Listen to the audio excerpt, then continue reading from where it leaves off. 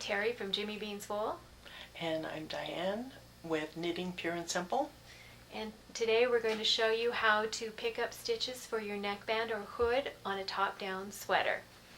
So, you'll notice many times in the top-down sweater patterns, particularly Diane's, it will have you picking up the hood or the neckband, in this case it's a hood, on this particular pattern, before you do the sleeves. Now, I've always wondered why that was important, so I had to ask Diane, why do you do that? And why don't you explain why that is?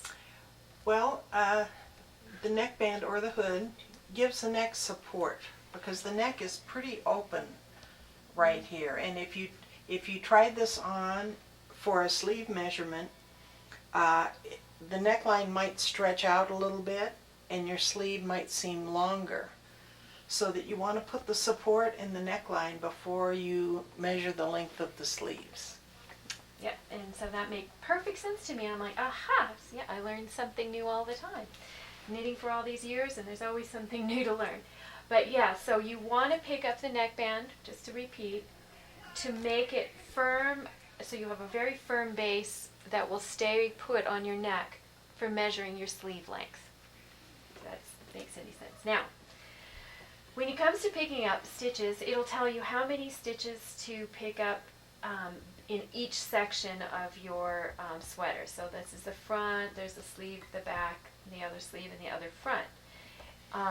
You want to kind of divide the section up that you're going to pick up stitches on.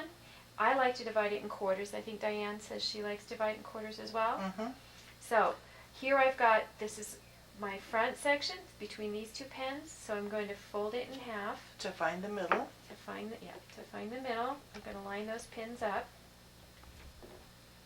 And then I'm going to get another pin and put that right in there to mark my middle. And then I'm going to divide it again. So I'm going to take my one end, get my needle out of the way there. Now if you have a lot of stitches to pick up along a bigger space, you'd divide it into more than quarters. Yeah, like for the whole length of a front band or something like that. You could divide it. And what this does is just help you space the stitches evenly out so that you don't get them all picked up in the first 2 inches. Yeah, so, because sometimes when it's a straight run, oftentimes you'll be picking up in every stitch depending on the pattern, but when you're going on an angle, it's hard to know how many that you how many columns of stitches that you have there. Now at this point you would also divide the number of stitches into quarters. In other words, if you had 20 stitches to pick up here, each one of these sections you'd be picking up 5 stitches in.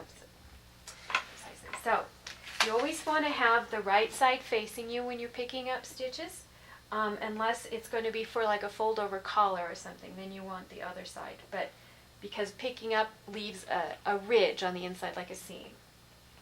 So, and you want to always make sure you get right into your corner to square it up, and you want to pick up 2 strands, because if you just go in here and pick up 1 strand, you see it's not very sturdy and it's going to make a hole in your neckline. So you want to pick up 2, and I always just start. Oh, Slippery needles. it's a runaway needle. Yes. Try that again.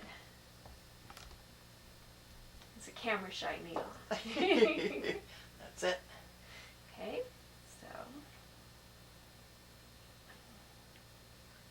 so there I've got my first stitch, and then I'm going to, in this case I'm going to put, pick up a stitch at the top of each column of stitches. So there's 1, 2, 3, 4, and 5. And then I can remove my next marker because I know I'm going to do another 5. And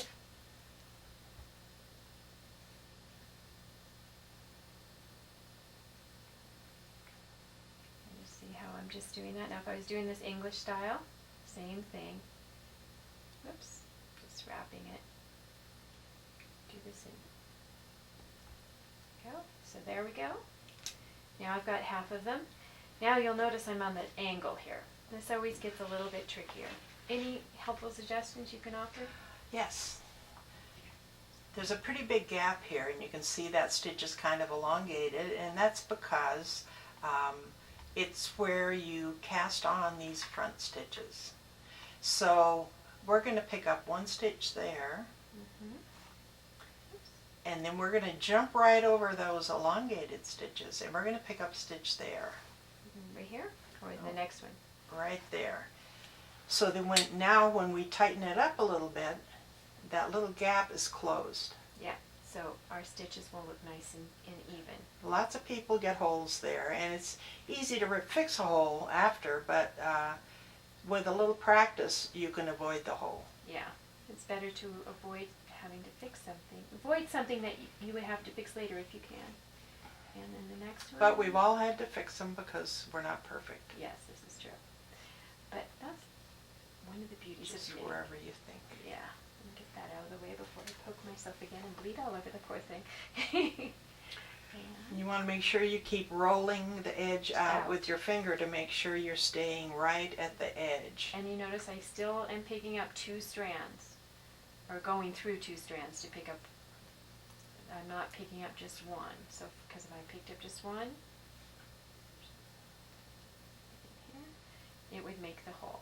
So I'm going to go through and pick up 2. And you always want to pick up and knit, basically. It's really technically what you always do. You don't ever just want to go in here and go picking up stitches and think you've picked up stitches, because it's very tight, it won't be evenly spaced. And it distorts the stitches. Yeah, and you could get puckers in your knitting. And I'm getting things a little close here. I think these That's 2 are okay. a little close, but Because that was just a random number I picked. The pattern would tell you the appropriate number to pick up in that space. yeah. So then we're just going to go right up here. But when you've picked up your stitches really well, you can see here they're pretty evenly spaced. And they will even out even more when you knit your first row. So, let's see, I think I can do one more here before the top of my shoulder. And there we go. So, that's how to pick up stitches. You're going to just go ahead and pick up 1 stitch for every column along the sleeve, 1 stitch for every column along the back. Same for the other sleeve, and then repeat the process here. And I go and do the division on every section. Do you have anything else to add, or? Nope.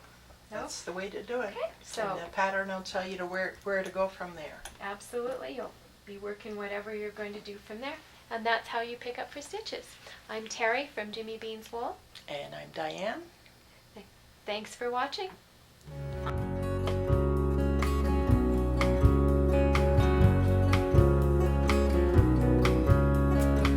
Thunder rumbles on this American summer night.